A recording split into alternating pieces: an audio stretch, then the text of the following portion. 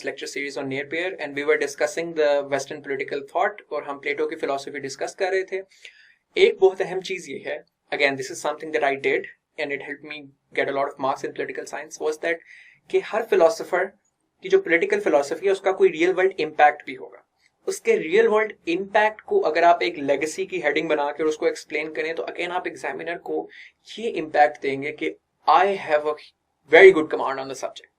तो इसीलिए एक लेगेसी की हेडिंग जो है वो बहुत जरूरी है इसके अंदर.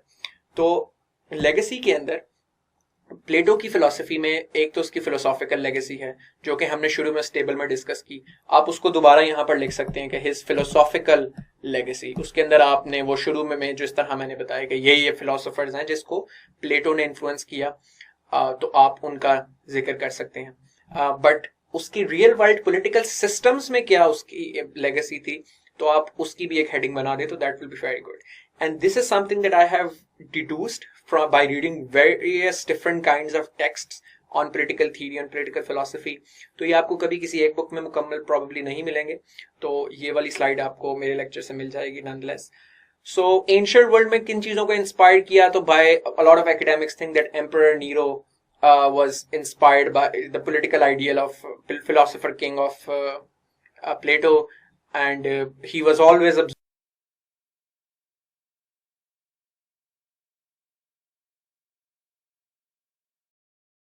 absorbed in philosophical questions and और वो काफी था philosophical था rather than governing like conventional kings, which had its drawback as well because while the country was, his Roman city was being burned, he did nothing because he was pondering over useless questions. तो उसको critic के तौर पे use किया जाता है, but nonetheless it said that he was inspired by that philosophical ideal of Plato. It is also alleged by a lot of academics that Plato की philosophy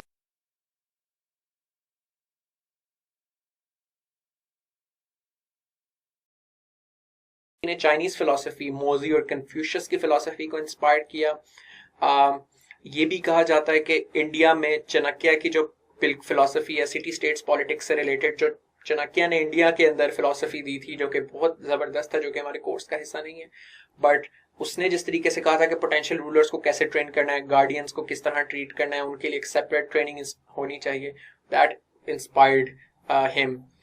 medieval world में in the middle ages Islamic empire को Plato ने बहुत inspire किया. Lot of early philosophers in the Islamic world in the golden age of Islam was inspired by Plato's, a lot of ideals by प्लेटो.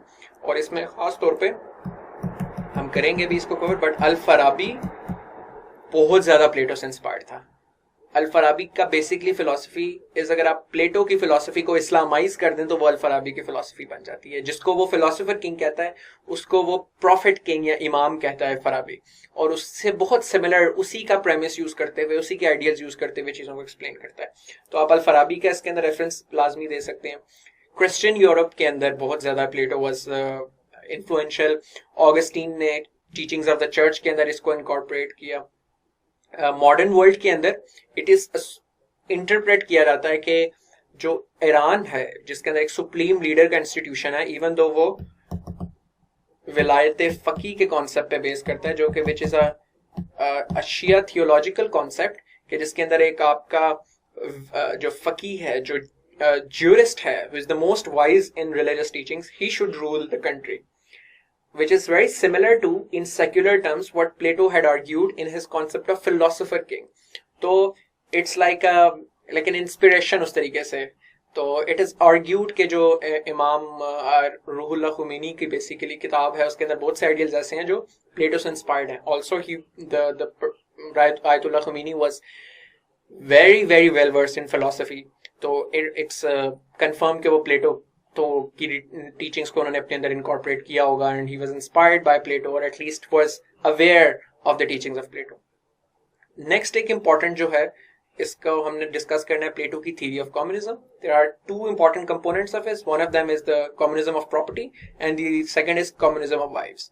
सो सबसे पहले communism को discuss करते हैं. Communism basically is the idea कि everything should be held in communion, जो कि हमने communism की डिस्कस भी किया था in our previous lectures, but Plato was the early progenitor of this concept. और प्लेटो का communism was a natural corollary of his concept of justice जो हमने पहले डिस्कस किया. अगेन ये सारी उसकी फिलोसफी कंसिस्टेंट है उसकी थॉट पैटर्न से.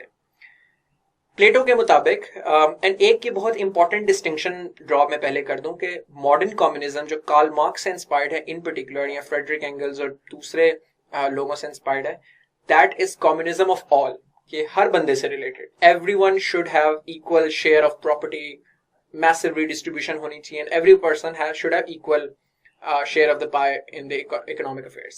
But that's not what Plato said. Plato's communism is restricted to the ruling class. His communism is only for guardians, only the philosophers who are going to be the kings or who are the kings. Why? Because he believes that without this communism, there is always clash of ideas and interests between reason and appetite. कि अगर आप चाहते हैं कि philosophers का rational part, उनका rational part हमेशा dominant रहे उनके एपिटेटिव पार्ट से जो मटेरियल गुड्स सीख करता है, it's important that they should have equal share in stuff, because जो डिस्पैरिटी है in share of material goods that always creates competition. तो इस ही प्रेमिस पे उसने प्रॉपर्टी, फैमिली इंस्टिंक्ट्स और प्राइवेट इंटरेस्ट को अबॉलिश करने की बात की थी कि ये सारी चीजें एक अलाइन पे होनी चाहिए. So first is his communism of property, in which he argued that to cure the greed of the rulers, there should be no private property at all.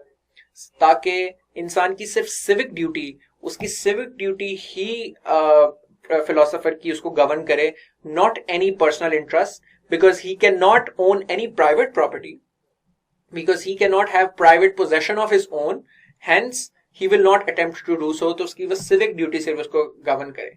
And this Sparta से बहुत inspired था प्लेटो, because Sparta ने Peloponnesian war में शिकस्त भी दी थी Athens को, और एथेंस को के ऊपर कब्जा भी किया था, which is one of the reasons why उसकी फिलोसफी एंटी डेमोक्रेटिक है प्लेटो की.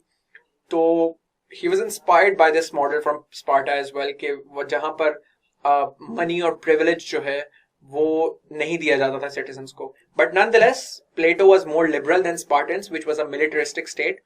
So he did not argue communism of property for all citizens, but only for the ruling class. इसके नजदीक अगर इस तरीके से चला जाएगा तो ज्यादा यूनिटी होगी स्टेट के अंदर. इसका मैकेनिज्म क्या था, इसका आप मैकेनिज्म की सब हेडिंग भी दे सकते हैं कि how does this look like. उसके अंदर प्लेटो के नजदीक जो गार्डियंस हैं, जो रूलर्स हैं, उनको सैलरीज मिलनी चाहिए सिर्फ इतनी के जिससे वो मेंटेनेंस, जिंदगी गुजार सकें अच्छी.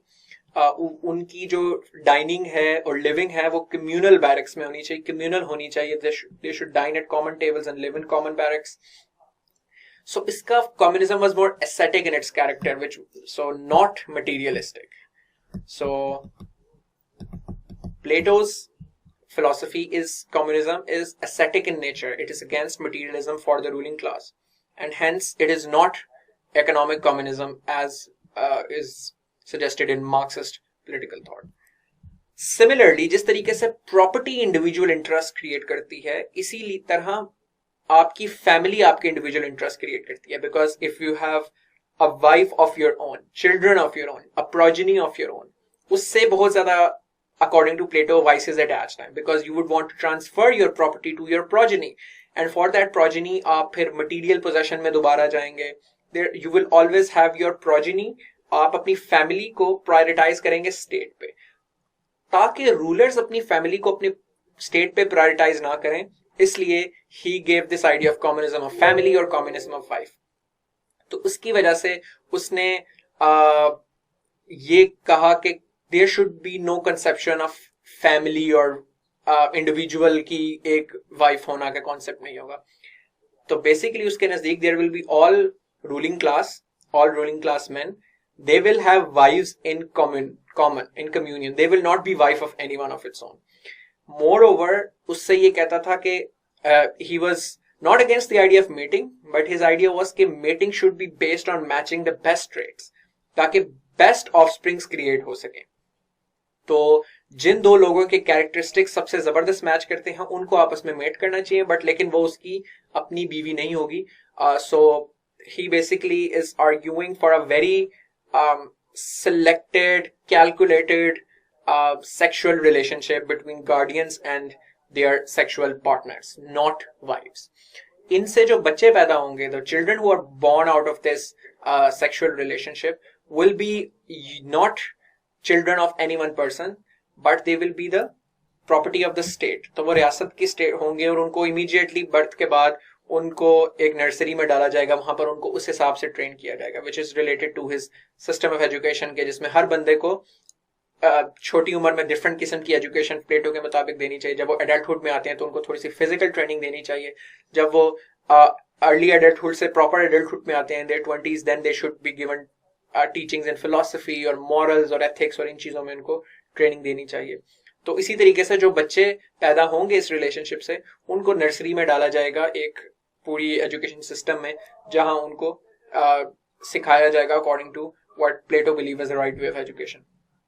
Second important aspect is that the guardian class, instead of caring for the welfare of the progeny, should, by this way, अगर ये system implement होता है, then they will try to vouch for the welfare of all people, and in this fashion, all the guardians will constitute one big family, and everyone will be everyone's father, and every child will be everyone's children. So उसकी basically जो ideal state का concept है, कभी कभी ये भी आ जाता है कि आइडियल स्टेट क्या है प्लेटो की फिलॉसफी में. तो उसके 3 कंपोनेंट्स हैं: जस्टिस, एजुकेशन एंड कम्युनिज्म. तो एजुकेशन में मैंने आपको जिस तरह अभी बताया कि इन चाइल्डहुड उनको रिटोरिकल एजुकेशन देंगे, स्टोरी टेलिंग देंगे बच्चों के हिसाब से. जब वो थोड़े से बड़े होंगे, in their 16 to 18 years of age, उनको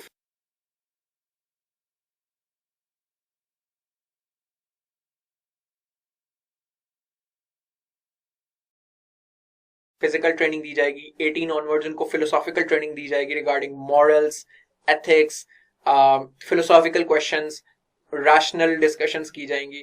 तो ये उसके एजुकेशन का कंपोनेंट था. जस्टिस का कंपोनेंट, जिसके अंदर फिलोसोफर किंग और पूरी हमने जो पिछले लेक्चर में डिस्कस किया है, एंड कम्युनिज्म जो हमने इसमें डिस्कस किया है. So communism also provides that basis because it's the third important components in Plato's concept of ideal state. कभी कभी पेपर में प्लेटो के कॉन्सेप्ट ऑफ आइडियल स्टेट से भी रिलेटेड सवाल आ सकते हैं. तो जब ये आएगा तो आपने फिर बताना है कि देयर आर 3 कंपोनेंट्स, और आपने ब्रीफली इन तीनों पे you will touch upon all these 3 components, focusing more on justice and communism because these two are more important than education.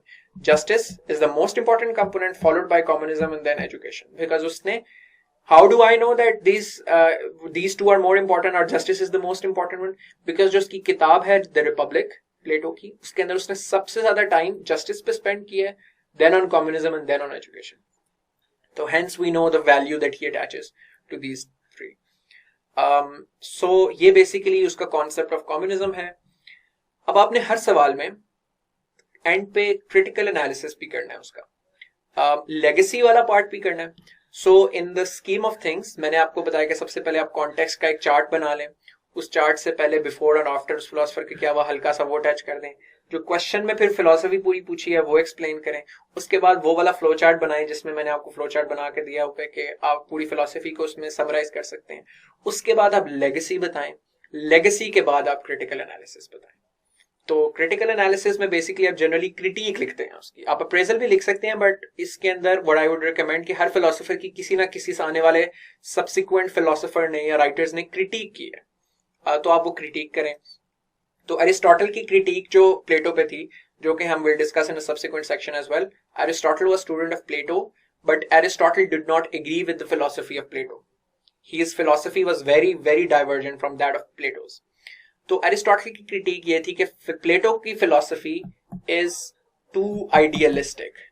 It's too much in the air. It's not grounded. It's not real. It doesn't work in real life. Hence, Plato critiques जो ये communism का idea है प्लेटो का कि the child born out of this wedlock, born out of this sexual relationship, who is a child of everyone, will be a child of no one. और communism cannot work because हर बंदे की कुछ basic desires होती हैं, primal कुछ आपकी basic materialistic needs होती हैं, उनको एक्सेप्ट करना जरूरी है because they are innate to every human being. And what Plato suggests according to Aristotle is going against human nature which is not possible. Hence Plato की philosophy को Aristotle calls unrealistic, impractical, and too idealistic.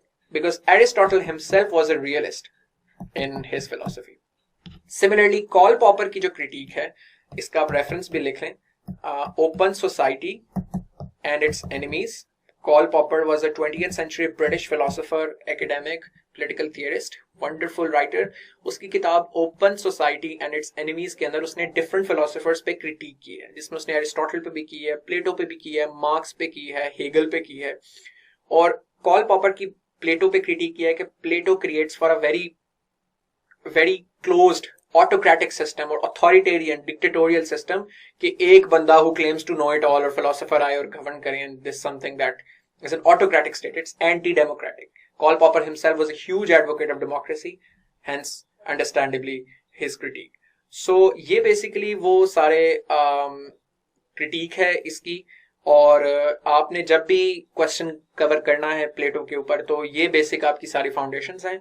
I will again, as discussed earlier as well, will attach some of the videos, free videos YouTube के ऊपर जो मौजूद हैं इनके ऊपर that I will shortlist and upload, जो कि बहुत छोटी छोटी वीडियोस होंगी, 2 से 4 मिनट 5-6 मिनट की वीडियोस होंगी, which you can use as an ancillary.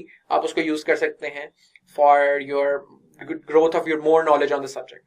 तो next time we'll cover Aristotle. Till then, I hope you guys